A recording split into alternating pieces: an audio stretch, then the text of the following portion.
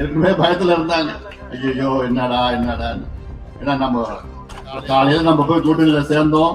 ராத்திரில பார்த்தா திமுக ஜுரம் வந்துருச்சு. இன்னும் கொஞ்சம் போக ஜன்னி வந்துடும். முடிஞ்சிடுச்சு.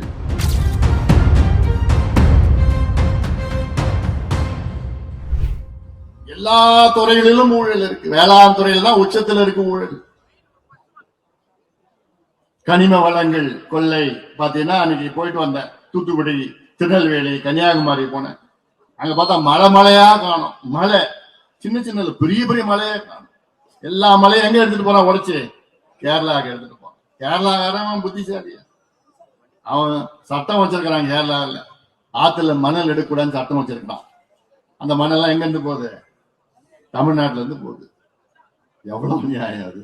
கர்நாடகாவில் சட்டம் இருக்கு, அவன் ஆத்துல மணல் எடுக்கக்கூடாதுன்னு. நம்ம ஆத்துல இருந்து எல்லா மணலையும் எடுத்துட்டு நாசப்படுத்தி அங்க கேரளாவுக்கு எடுத்து போறாங்க. கேரளாவில மலையை உடைக்க கூடாதுன்னு சட்டம் வச்சிருக்கிறான். ஆனா இந்த மலையெல்லாம் எங்க இருந்து போகுது? இந்த கல்லெல்லாம் எங்க இருந்து போகுது? தமிழ்நாட்டுல இருந்து தான் போகுது. இப்படி எல்லாம் ஒண்ணு அவங்களும் நல்லா இருக்கிறான். கேரளாவில் போனாலும் நீ போயிருப்பீங்க, ஐயப்பன் கோயில் போறப்ப பார்த்துருப்பீங்க. அவ்வளவு சுத்தமா தூய்மையா அவ்வளவு பசுமையா இருக்கும். காடு அப்படியே பாதுகாப்பு வச்சிருப்பாங்க. அங்க நினைச்ச இடத்துல எல்லாம் அங்கெல்லாம் பில்டிங் எல்லாம் கட்ட முடியாது, அவ்வளவு வச்சிருப்பாங்க. ஆனா நம்ம எல்லாத்தையும் நாசப்படுத்தி, ஏன்னா இவங்களுக்கு நிர்வாகமே தெரியாது. காசு கொடுத்தா என்ன வேணா பண்ணுவாங்க.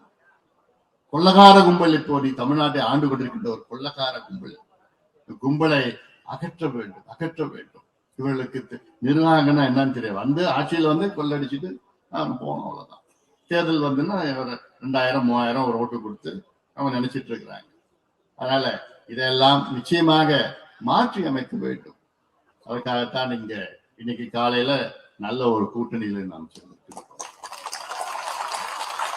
நல்ல நம்ம கூட்டணி மெகா கூட்டணி. காலையில நம்ம போய் கூட்டணியில சேர்ந்தோம். இன்னைக்கு ராத்திரில பார்த்தா திமுக ஜுரம் வந்துருச்சு.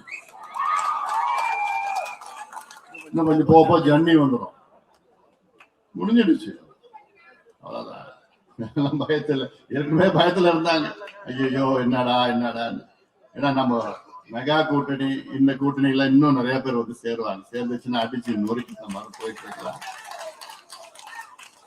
திமுக மீது மக்கள் மிகுந்த கோபத்தில் இருக்கின்றார்கள்.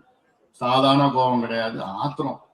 நான் பார்த்துட்டேன். ஒரு நாள்ல எல்லா ஊருக்கும் நான் போய் பார்த்துட்டு அனைத்து தரப்பு மக்களை நான் சந்திக்கின்ற நேரத்துல போதும் பாய்வன் ஆண்டதெல்லாம் போதும். முதலமைச்சருக்கு என்ன நடக்குதுன்னே அவருக்கு தெரியல, சுத்தி இருக்கிறவங்களுக்கு என்ன நடக்குதுன்னே தெரியல.